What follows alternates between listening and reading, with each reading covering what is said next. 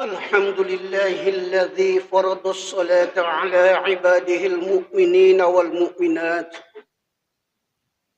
أشهد أن لا إله إلا الله وحده لا شريك له شهادة تنجي قائلها من المهلكات، وأشهد أن محمدا عبده ورسوله السيد السادات. اللهم صل وسلم على محمد وعلى آله ما دامت الأرض والسماوات.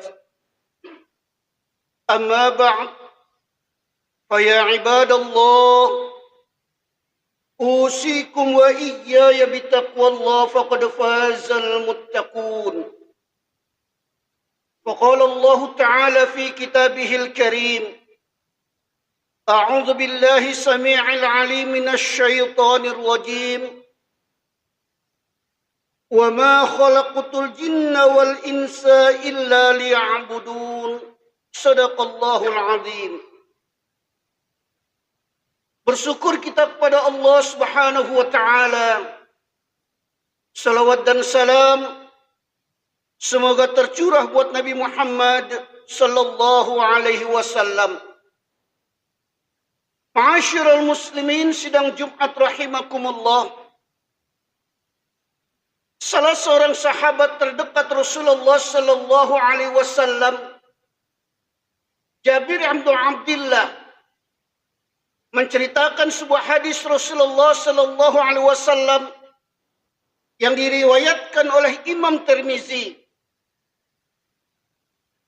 Ketika Rasulullah sallallahu alaihi wasallam berada di tengah-tengah para sahabat dan umat muslim lainnya, lalu Rasulullah bertanya, "Ala ukhbirukum bi ahabbikum ilayya wa aqrabikum minni majlisan yaumal qiyamah." Wahai sahabat-sahabatku, wahai umat muslim, maukah kalian aku beritahukan siapa orang yang paling aku sayangi dan cintai? Siapa orang yang posisinya, kedudukannya paling dekat denganku di hari kiamat nanti? Fasakatul qaum. Akan tetapi para sahabat dan umat muslim lainnya terdiam. Hingga fa'adaha marrataini aw thalathat. Maka Rasulullah sallallahu alaihi wasallam mengulang pertanyaan itu hingga 2 sampai 3 kali. Qulul qaumu na'am ya Rasulullah. Lalu kemudian pada akhirnya para sahabat pun menjawab, tentu kami mau wahai Rasulullah. Beritahukan kepada kami, siapa orang yang paling kau sayangi dan cintai? Siapa orang yang posisinya, kedudukannya paling dekat dengan engkau di hari kiamat nanti? Lalu Rasulullah sallallahu alaihi wasallam berkata, "Inna min ahabbikum ilayya wa aqrabikum minni majlisan yaumal qiyamah ahasinakum akhlaqa." Maka Rasul mengatakan, sesungguhnya orang yang paling aku sayangi, orang yang paling aku cintai, orang yang paling dekat posisinya denganku di hari kiamat nanti adalah orang-orang yang paling baik akhlaknya di antara kalian. Akan tetapi sebaliknya kata Rasul, wa inna abghadakum ilayya wa ba'adakum min majlis yaumal qiyamah. Dan orang yang paling aku benci, orang yang paling jauh posisinya, kedudukannya dariku pada hari kiamat nanti adalah yang pertama kata Rasul, as-sarsarun, yakni orang yang banyak bicara, wal mutasyaddiqun, dan kata-katanya kasar, kata-katanya suka mencaci maki orang lain, kata-katanya suka menyakiti orang lain, wal mutafaihikun. Lalu sahabat kemudian bertanya, qalu ya Rasulullah, qad alimna as-sattarun wal mutasaddiqun. Kata sahabat, ya Rasulullah, kami sudah tahu apa itu as-sarsarun dan mutasaddiqun. Famal mutafaihikun. Lalu apa mutafahikun ya Rasul? Maka Rasul menjawab, qalal mutakabbirun, yakni orang-orang yang sombong. Ma'asyiral muslimin sidang Jumat rahimakumullah. Dari hadis ini kemudian memunculkan sebuah pertanyaan.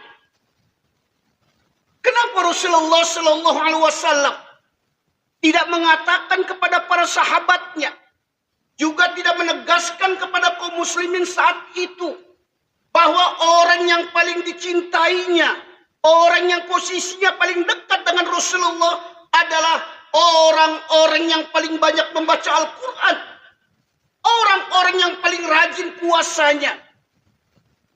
Justru Rasulullah Sallallahu Alaihi Wasallam menjadikan orang yang paling baik akhlaknya sebagai sebuah standar kepada orang itu agar dicintai dan dekat dengan baginda Nabi Muhammad Sallallahu Alaihi Wasallam.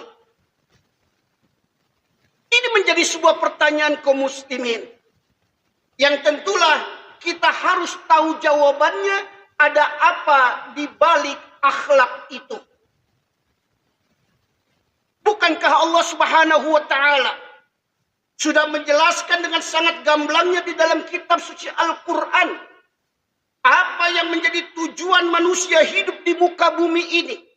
Wa ma khalaqtul jinna wal insa illa liya'budun. Tidaklah kujadikan jin dan manusia kecuali misi utama penciptaan mereka adalah supaya mereka beribadah kepadaku dalam arti yang luas, yakni pengabdian, penyerahan diri dan ketundukan kepada Allah Subhanahu wa taala dalam segala aspek kehidupan. Karena itulah Allah Subhanahu wa taala kaum muslimin tidaklah membiarkan kita begitu saja. Allah Subhanahu wa taala tidak hanya memerintahkan kita untuk makan dan minum, melepas lelah dan tidur, mencari sesuap nasi untuk keberlangsungan kehidupan kita. Akan tetapi, kita diciptakan untuk suatu tujuan besar, tujuan yang sangat mulia. Allah Subhanahu wa taala ingin memuliakan hamba-hambanya yang mewujudkan tujuan penciptaan dirinya, yakni beribadah dan tunduk hanya kepada Allah Subhanahu wa taala, bukan tunduk kepada sesama makhluk. Dan ibadah yang Allah Subhanahu wa taala perintahkan kepada kita adalah untuk kebaikan diri kita sendiri. Akan tetapi kenapa Allah Subhanahu wa taala justru menjadikan nilai-nilai akhlak, nilai-nilai sosial sebagai standar untuk menjadi orang yang paling dicintai, orang yang paling dekat nanti posisinya bersama Rasulullah Sallallahu Alaihi Wasallam? Ma'asyiral muslimin sidang Jumat rahimakumullah. Ternyata ketika kita kaji lebih dalam lagi antara akhlakul karimah dengan semua perintah-perintah agama adalah dua perkara yang tidak bisa dipisahkan. Artinya, setiap kita menemukan perintah agama, pasti di dalamnya Allah Subhanahu wa taala ingin membangun nilai-nilai akhlak pada ibadah tersebut. Ketika Allah Subhanahu wa taala memerintahkan kepada kita melalui kitab suci Al-Qur'an untuk mendirikan salat misalnya, apakah salat yang diperintahkan oleh Allah kepada kita hanya sebagai bentuk pengabdian seorang hamba kepada Allah Subhanahu wa taala, atau hanya untuk ruku dan sujud saja? Tidak, kaum muslimin. Karena ketika kita mengangkat tangan dalam takbir, ibadah itu bukan sekedar sebagai pengabdian kepada Allah Subhanahu wa taala, akan tetapi Allah Subhanahu wa taala ingin membangun nilai-nilai akhlak di balik perintah itu. Karena pada dasarnya salat yang didesain untuk mengalirkan nilai-nilai positif yang mendalam pada perilaku umat Islam di luar salat. Dan salat merupakan kutub transformasi akhlak batinnya ke akhlak lahiriah. Karena itu doa-doa, ruku, sujud, dan semua yang menyangkut rukun salat, jika dilakukan dengan penuh kesadaran dan kekhusyuan, akan dapat memotivasi orang-orang yang benar-benar beriman untuk menghindari perbuatan dosa dan kemaksiatan, serta memberikan pengaruh terhadap perilakunya. Kenapa demikian? Karena sesungguhnya seorang pesalat sejati adalah seseorang yang benar-benar melakukan penghambat dengan sholatnya. Maka sholat yang didirikannya bisa menjauhkan diri mereka dari perbuatan keji dan munkar. Wa aqimus sholat, inna sholata tanha 'anil fahsya'i wal munkar. Dan dirikanlah sholat, kata Allah. Sesungguhnya sholat itu mencegah dari perbuatan-perbuatan keji dan munkar. Para mufassir mengatakan kaum muslimin, yang dimaksud dengan al-fahsya itu adalah keburukan-keburukan yang bersumber dari hati kita. Seperti dengki, sombong, iri, takut terhimpit dengan kelebihan orang lain. Itu yang disebut dengan fahsya. Sedangkan al-munkar itu adalah kejahatan-kejahatan al-jawari. yakni kejahatan-kejahatan yang dilakukan oleh anggota badan kita. Seperti indera kedua mata kita, telinga kita, tangan kita, kaki kita. Artinya kemungkaran-kemungkaran yang ditimbulkan oleh fisik kita. Itu yang dimaksud dengan al-munkar. Maka dengan demikian kita bisa katakan bahwa salat berfungsi sebagai sarana untuk memotivasi setiap langkah kita. Sekaligus alat bagi kita untuk mencegah perbuatan yang tidak benar. Bahkan salat itu kaum muslimin punya kekuatan untuk membentengi seseorang atau mencegah seseorang dari melakukan perbuatan-perbuatan dosa dan kemaksiatan, baik yang bersifat batin maupun yang bersifat fisik. Oleh karenanya ada dua hikmah yang dikandung dalam sholat.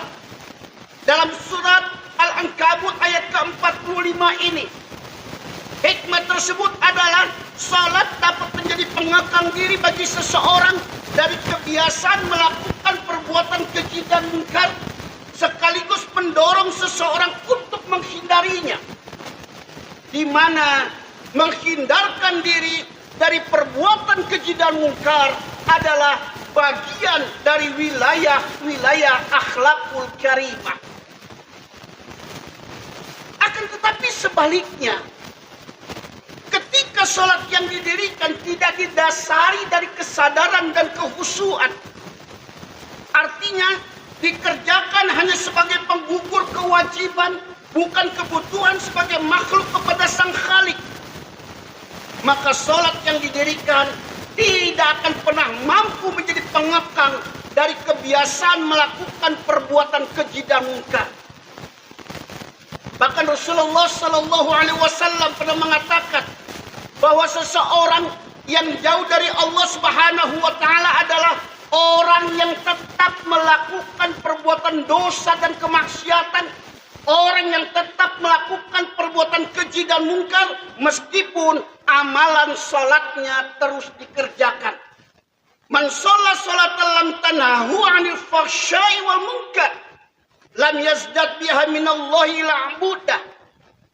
Barang siapa yang melaksanakan salat, lantas salat tersebut tidak bisa mencegah dirinya dari perbuatan keji dan munkar, dari perbuatan dosa dan kemaksiatan, maka ia hanya akan semakin jauh dari Allah Subhanahu wa Ta'ala. Ini artinya salat memiliki efek yang sangat besar dalam memperbaiki jiwa manusia. Makanya salat ini dicanangkan sebagai perintah yang sangat penting bagi setiap kita umat muslim. Hal ini tidak lain dikarenakan salat adalah komunikasi antara hamba dengan Tuannya, komunikasi antara makhluk dengan Sang Khalik. Maka ini artinya nilai-nilai akhlak dibangun oleh Allah Subhanahu wa taala dengan perintah salat. Kaum muslimin sidang Jumat rahimakumullah. Kemudian pertanyaannya adalah, bagaimana salat itu bisa membentuk akhlak? Atau bagaimana salat itu bisa menjadikan seseorang sehingga ia memiliki perilaku yang mulia? Hati ingin mengajak kepada kita semua kaum muslimin untuk bercermin kepada sebuah kisah seorang sufi yang bernama Salim. Dia dikatakan sebagai ahli ibadah, seseorang yang sangat tawadu. Bahkan orang banyak menyebutnya Salim itu salatnya teramat sangat khusyuk. Akan tetapi kelebihan Salim yang patut kita contoh adalah dia tidak pernah berhenti untuk belajar.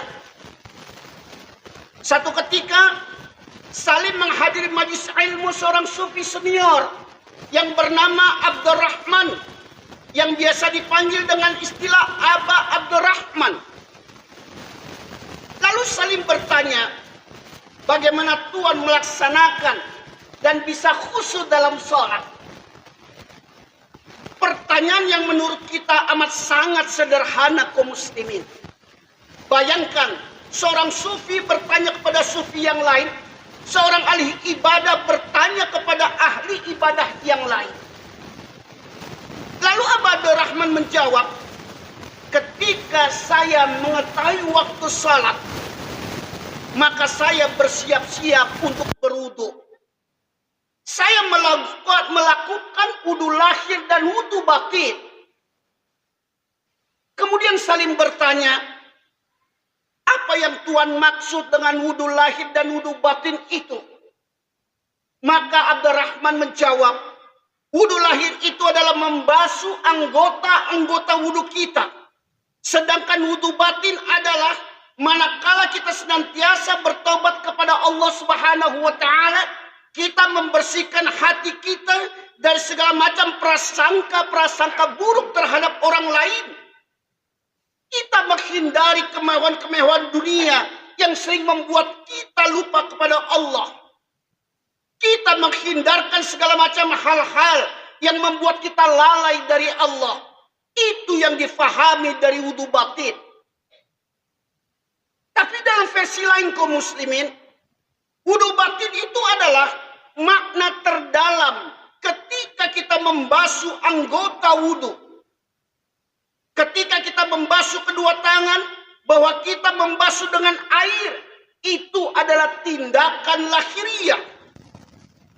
Tapi ketika kita beriktikad dalam hati, ketika kita berkomitmen dalam hati bahwa tangan kita tidak akan pernah menyakiti orang lain, tangan kita tidak akan pernah merampas dan merampok hak-hak orang lain, itu sebenarnya bagian dari wudu batin. Ketika kita berkumur-kumur, yang kita rasakan ketika berkumur-kumur itu adalah bagaimana kita memastikan bibir kita tidak pernah menyakiti orang lain. Begitu juga ketika kita membasuh wajah kita, tangan kita, kaki kita, semua memiliki makna dalam berwudu. Oleh karena itu kaum muslimin, mulai dari wudu saja kita sebenarnya sudah harus berada dalam kondisi batiniah, yang dimana kita sadar bahwa kita akan segera berhadapan dengan Allah Subhanahu wa taala di dalam salat kita. Abdurrahman kemudian melanjutkan, setelah itu saya berdiri untuk melaksanakan salat. Ketika saya berdiri melaksanakan salat, saya merasakan Allah Subhanahu wa taala menatap saya. Ketika saya hendak mengangkat takbir, saya merasakan Allah Subhanahu wa taala memandang saya. Dan di belakang saya juga merasakan malaikat Israel yang seolah-olah bersiap mencabut nyawa saya. Lalu Abdurrahman berkata, ketika hendak sholat itu, saya merasakan seolah-olah inilah sholat terakhir yang bisa saya lakukan. Makanya kaum muslimin, di saat kita sedang mengerjakan sholat, yakinlah bahwa saat itu kita sedang bermunajat kepada Allah Subhanahu wa taala. Inna ahadakum idza qama fi shalah fa innahu yunaji rabbah. Sesungguhnya salah seorang di antara kalian apabila berdiri dalam salatnya, maka ia sedang bermunajat dengan Rabb-nya. Karena itulah salat yang kita kerjakan ini sebenarnya bukan perbuatan sederhana kaum muslimin. Bukan perbuatan gerakan fisik saja. Tapi salat itu adalah media seseorang untuk bisa berkomunikasi dengan Allah Subhanahu wa taala. Yang kita hadapi itu adalah Khalik, sang pencipta alam semesta. Seberapa kuat kita menunjukkan kehebatan diri kita pada saat kita berada dalam kondisi salat. Karena ketika seseorang mengerjakan salat kaum muslimin, sebenarnya dia sadar betul bahwa dia sedang menyembah siapa. Dia sadar betul ini adalah kesempatan yang diberikan Allah kepadanya untuk dapat sujud. Dan kalau itu adalah salat yang terakhir, kesempatan apalagi yang dia punya untuk memperbaiki dirinya kalau tidak melalui salat. Demikian ahli sufi itu menjelaskan yang kalau kita simpulkan setiap gerakan-gerakan salat yang mereka kerjakan, semua itu dilakukan dengan kesadaran penuh. Artinya salat bukan sekedar penggugur kewajiban, tapi sebagai kebutuhan. Jadi tidak benar kaum muslimin kalau ada orang yang mengatakan khusyuk itu tidak sadar, khusyuk itu tidak tahu apa-apa. Dia tahu betul kalau dia angkat takbir, dia tahu betul kalau dia baca Al-Fatihah, dia sadar betul kalau dia ruku, sujud dan seterusnya. Maka kesadaran inilah yang nantinya akan membuahkan akhlak yang baik dan perilaku-perilaku yang terpuji. Ma'asyiral muslimin, sidang Jumat rahimakumullah. Maka dari perintah ini kita mengambil kesimpulan. Sangat wajar kiranya ketika Rasulullah SAW mengatakan dalam hadisnya bahwa orang yang paling disayangi, orang yang paling dicintai, orang yang paling dekat posisinya nanti di hari kiamat adalah seorang muslim. Selain baik hubungannya dengan Allah Subhanahu wa taala, juga baik dalam hubungan sosialnya, juga baik dalam hubungan kemasyarakatan,nya, di dalam persaudaraannya adalah seorang muslim yang senantiasa mencerminkan akhlakul karimah. Fa'tabiru ya ulil albab la'allakum tuflihun.